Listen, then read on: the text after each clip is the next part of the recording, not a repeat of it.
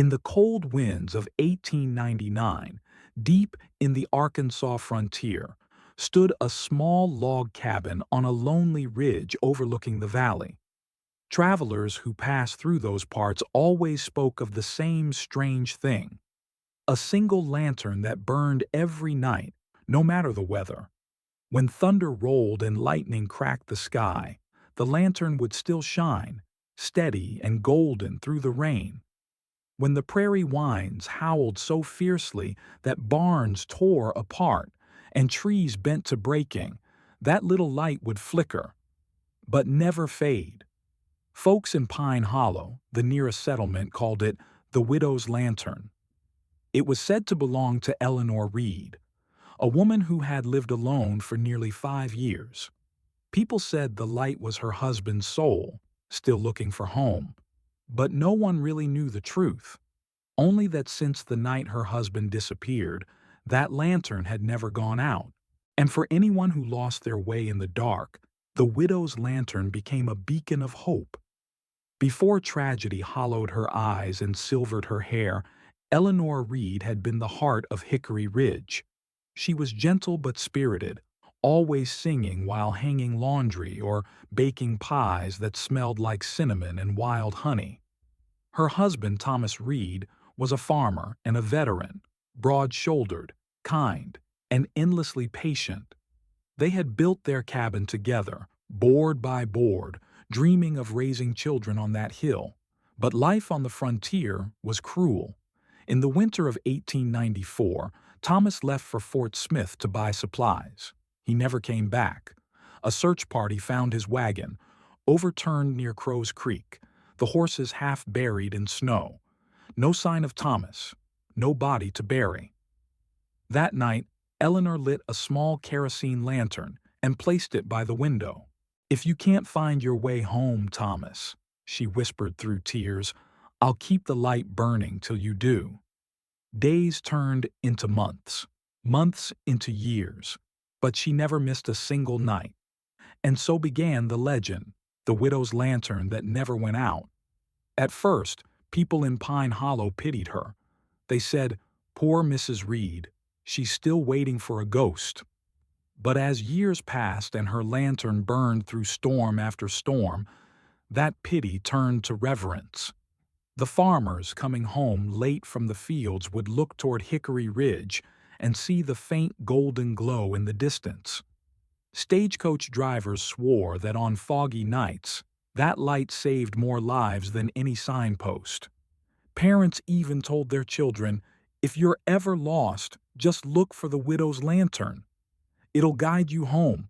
And though no one dared to disturb her solitude, everyone in Pine Hollow made sure she had what she needed: flour, sugar, firewood. She never asked for help, but kindness always found its way to her porch. Her grief had become the town's quiet miracle.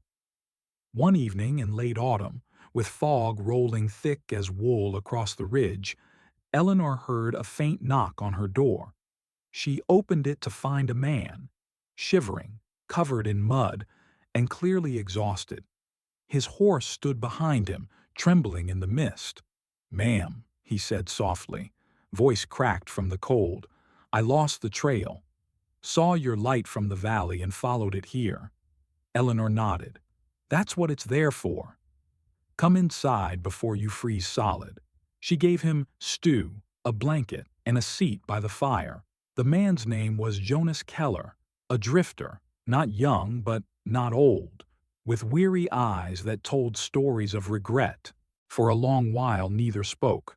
Only the fire crackled. Finally, Jonas said, "That light of yours, it's visible for miles. Saved me tonight." Eleanor smiled faintly. "It saved more than a few souls. You're welcome to stay till you find your way again." He didn't know it yet, but that night on Hickory Ridge would change his life. Jonas stayed on to help her with chores. He fixed her fence, chopped her firewood, and repaired the old water pump that hadn't worked in years. He was quiet, the kind of man who carried guilt like a shadow. One morning, while they watched the sun rise over the frosted fields, Eleanor asked, "What sent you wandering, Jonas?" He hesitated, then said, "Mistakes. Too many of them. I left my wife and boy behind years ago. Thought I'd send for them when I found work. By the time I did, they were gone." She didn't ask where or why. She only said gently, "Sometimes God gives us the road so we can find ourselves again." Something in her kindness cracked open a part of him he thought was long dead. And for the first time in years, Jonas prayed, not for forgiveness, but for peace. The light from the lantern flickered across both their faces that morning, soft and forgiving, like it understood. Winter came early that year, cruel and merciless. In late December, the Arkansas skies turned black with snow. Wind screamed through the trees like dying spirits. Towns vanished under drifts taller than men. Jonas begged Eleanor to leave the ridge and come to Pine Hollow for shelter. She refused. "This cabin's my home," she said, and the lantern stayed lit through worse. The storm hit on Christmas Eve. Windows rattled, the roof groaned. Jonas nailed boards across the door, but still the cold crept in like fingers of ice. Through it all, the lantern kept burning, its glow steady against the wind's rage. Days later, when the storm finally broke, townsfolk looked toward the ridge expecting darkness. But there, faint and golden through the gray haze, was the widow's lantern, still burning, still guiding. And that night, survivors found their way back to Pine Hollow by following its light. They called it the Christmas miracle of Hickory Ridge. When the skies cleared, Jonas inspected the lantern. It hadn't been refilled in weeks, yet the flame was bright as ever. "How does it keep going?" he asked, curious. Eleanor just smiled. "It's not oil that keeps it burning." It's a promise. He thought she was being poetic, until one night when he tried to trim the wick. As he touched the glass, a strange warmth pulsed through it, like a heartbeat. He froze. "Ma'am," he whispered, "there's something alive in this flame." Eleanor looked at him, eyes gentle but firm. "Maybe you're just feeling what love looks like when it refuses to die." Jonas didn't press further, but he started to believe. Maybe the stories were true. Maybe the lantern really was touched by something otherworldly. A few weeks later, Sheriff Henry Tate rode up the ridge. A friendly man with a thick mustache and a laugh that could fill a room. He brought supplies and gossip from Pine Hollow. "Ma'am," he said, tipping his hat, "folks say your lantern's got angels trapped inside." "You could charge admission." Eleanor chuckled. "No angels, Sheriff. Just love that never learned how to rest." He stayed for coffee and told stories of the storm's aftermath. Barns crushed, families rebuilding, but everyone safe thanks to that distant light on the hill. As he left, he said, "You've given this town something to believe in, Widow Reed." Eleanor's eyes softened. "I just keep the light burning. The believing part's up to them." But when the door closed, Jonas noticed her hands trembling as she refilled her teacup. She whispered softly, as though to no one, "Thomas, they're still finding their way home." Spring brought fragile warmth back to the hills. Wildflowers bloomed where snow had buried them, and the ridge seemed to breathe again. One morning, Eleanor handed Jonas a sealed letter, written in her neat, slanted handwriting. "If anything happens to me," she said quietly, "promise you'll deliver this to Reverend Whitfield in town." He frowned. "You're not planning on dying anytime soon, are you?" She smiled faintly. "No one plans it, Jonas. I just like things in order." He tucked the letter into his coat pocket. "I'll hold on to it, but you'll outlive us all." Eleanor laughed softly, then looked at the lantern glowing in the corner. "Maybe," she said, "but some lights aren't meant for forever. They just shine long enough for someone else to see." The way those words lingered in Jonas's mind like an echo he didn't yet understand. By early summer, Pine Hollow was struck by an epidemic. a fever that started with a cough and ended in silence. It crept from house to house, sparing few. Jonas rode to town to help the sick and returned days later to find Eleanor pale and trembling, the fever already upon her. He tried to get her to rest, but she refused to stay in bed. "The light must stay burning," she whispered, her voice faint. "I'll tend it for you," Jonas pleaded, but she shook her head. "It's not yours to tend." Not yet. She could barely stand. Yet every evening she'd limp to the window, check the flame, and whisper her nightly prayer. "If you can't find your way home, Thomas." The light's still burning.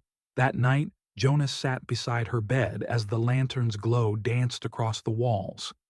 And for the first time since he'd met her, he prayed that the light would finally rest.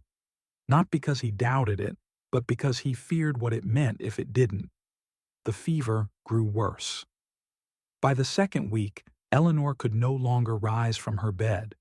Her skin was as pale as linen, her breath shallow and weak. Yet even in her frailty, her eyes remained fixed on the lantern glowing softly by the window. Jonas sat at her bedside, helpless. "Please," he whispered, "let me put it out for one night. You need rest." But Eleanor smiled, a faint, peaceful smile. "Jonas, that light isn't for me anymore. It's for everyone who's ever been lost." The wind outside howled as thunder rolled through the valley. The lantern's glow shimmered, reflecting in her eyes like twin golden stars. She reached for Jonas's hand and whispered, "Promise me, when I'm gone, don't let them bury the light." "I promise," he said, his voice breaking.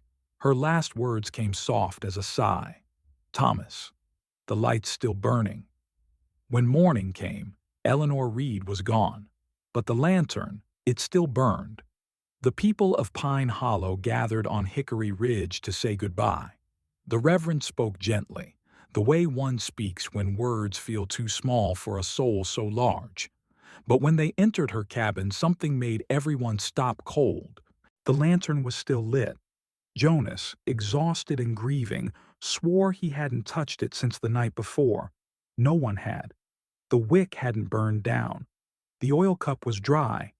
Yet the light flickered softly, steady as ever. Sheriff Tate tried to blow it out, gently at first, then harder. Nothing.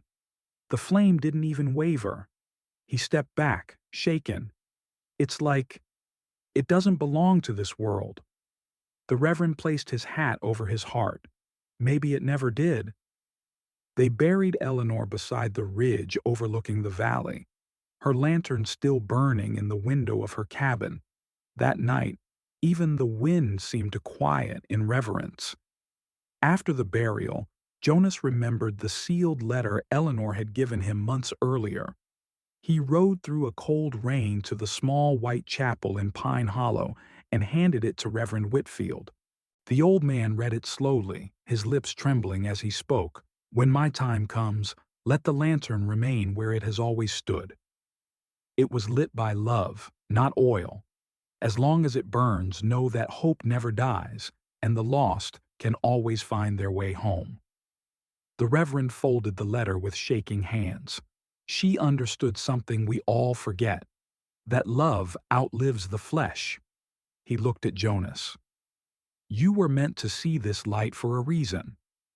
Maybe to carry it forward, Jonas rode back up the ridge that night, rain pouring over him like grief itself. Through the downpour, he saw the golden glow in the cabin window. Steady, fearless, eternal. And he fell to his knees in the mud, whispering, "You kept your word, Eleanor. Even in death, you kept it." Weeks turned into months. The cabin on Hickory Ridge sat empty, but the lantern never dimmed. Travelers passing through the valley claimed they saw its light through fog and rain, bright enough to guide wagons home, steady enough to save lives. One trapper swore he saw a woman's silhouette holding the lantern by the window when he rode past at midnight. A mother from Pine Hollow said the light helped her find her son after he wandered into the woods. No one dared to steal or disturb the lantern. It became sacred. Folks began calling it the widow's light. The townspeople even took to leaving small offerings by her grave, flowers, letters, and tokens of gratitude. And though years went by, the flame never faltered. It was as if Eleanor herself had become the keeper of lost souls, still lighting the way from beyond the veil. 10 years later, Pine Hollow had grown. New shops, new faces. But the legend of the widow's lantern remained. Jonas, now gray-haired and stooped with age, still visited the ridge every week to clear brush and keep the path open. It was his way of honoring her promise, and perhaps seeking his own redemption. That's when he met Clara Sutton, a young widow living near the edge of town. Her husband had died in a flash flood, leaving her with a small son named Samuel. Clara worked hard, but grief weighed heavy on her. One evening, as Jonas delivered firewood, she said softly, "Sometimes I wish I had a light like hers, something to remind me that he's still out there somewhere." Jonas looked toward the ridge, where the distant glow still shimmered faintly. "Maybe you already do," he said gently. And for the first time in months, Clara smiled. It was Christmas Eve, 10 years after Eleanor's passing. Snow fell in slow, soft flakes that melted against the earth like tears. Jonas saddled his old horse and rode up Hickory Ridge one last time. The cabin stood just as it always had, quiet, peaceful, untouched by time. Inside, the lantern still burned, warm and golden against the cold night. He whispered into the still air, "You said it would burn for someone else one day." Maybe that day's come. He carried the lantern carefully down the ridge and delivered it to Clara's porch. "Merry Christmas," he said, handing it to her. "It's time this light had a new home." Clara hesitated. "I can't take this. It belongs to her." Jonas smiled. "She'd want you to have it. You've got the same kind of heart." When Clara lifted the lantern, the flame flickered, then steadied, glowing brighter than before. Jonas felt a warmth on his cheek and turned toward the ridge. For a moment, he thought he saw a woman's figure, haloed in light, watching over them. Then she was gone. From that night on, the lantern burned on Clara Sutton's porch. Her little boy, Samuel, would sit beside it each evening, whispering to his father as if the flame could carry his words to heaven. Neighbors began to notice that whenever someone in town faced hardship, a sickness, a lost loved one, a traveler stranded, the light on Clara's porch seemed to burn brighter. It became Pine Hollow's new beacon, a continuation of Eleanor's legacy. People said, "The widow's light found a new keeper." And one night, as Clara tucked her son into bed, he asked, "Mama, will it ever go out?" She looked at the lantern's soft glow through the window and whispered, "Not as long as love's alive, sweetheart. Not as long as someone still remembers." One spring evening, years later, Jonas rode up the ridge again, this time to visit Eleanor's grave. The air was warm, the sky painted with sunset gold. As he knelt to place flowers beside her headstone, a strange glow caught his eye, faint, shifting, almost like candlelight. He turned toward the old cabin and froze. In the window stood a figure in white, holding a lantern. The flame shimmered, brighter than ever before. He blinked, and the figure was gone. But the light lingered, glowing as if alive. Jonas smiled through tears. "You kept your promise, Eleanor." That night, as he rode home under the stars, he realized something beautiful. The lantern didn't just guide travelers. It guided hearts. And for the first time in decades, Jonas felt no guilt, no emptiness, only peace. By 1999, the world had changed beyond what Eleanor Reed could have imagined. Cars roared down highways where wagons once rolled, and Pine Hollow had become a quiet little tourist town. But the legend of the widow's lantern lived on. Hikers swore they still saw a glow on Hickory Ridge on certain misty nights. Some said it was swamp gas. Others said it was the reflection of distant farm lights. But locals knew better. On cold evenings when fog curled around the hills, that soft golden flicker would appear, hovering just where the old cabin used to stand. No one could explain it, and they didn't want to, because some things, like love, hope, and memory, are better left as mysteries that warm the soul. In the heart of modern Pine Hollow now stands a small stone memorial, a replica of Eleanor's lantern encased in glass, burning day and night in the town square. Etched beneath it are her words, "Let the light burn for all who wander." Every year on December 12th, the townsfolk gather around the lantern to honor the woman whose love outlived her body, whose faith became their guide. Children carry candles up the hill, and when the final wick is lit, the wind always seems to hush, just for a moment. Some say if you listen closely, you can hear her whisper through the trees, "Thomas, the light's still burning." The flame, born from one woman's devotion, has outlasted centuries, proof that love, once kindled, can never be truly extinguished. And so, in the quiet town of Pine Hollow, the widow's lantern still shines, not just through glass and flame, but through every heart that's ever found hope in the dark.